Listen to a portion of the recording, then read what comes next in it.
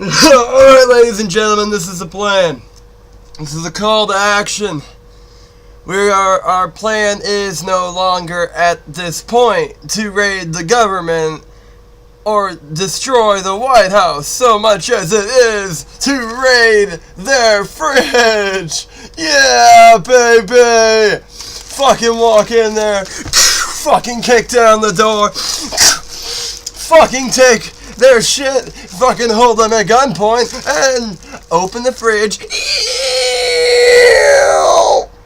Holy fuck! Is that a whole fucking chicken? Hell no!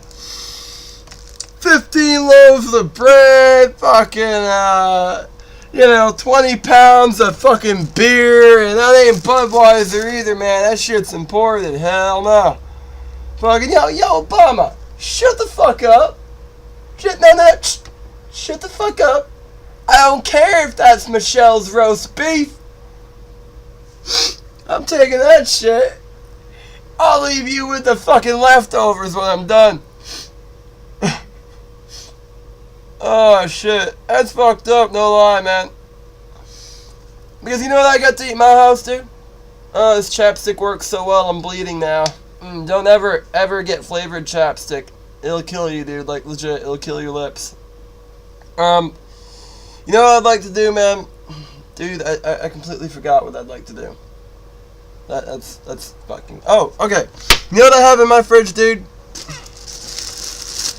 3 loaves of bread, because if I put them in my cupboard, they mold. Okay. 3 loaves of bread and a fat fucking jar of Skippy peanut butter. Okay? And you know what I have? Okay, thanks to healthcare. You know what I have for healthcare? I don't have healthcare. Haha, isn't it great? Obamacare is really...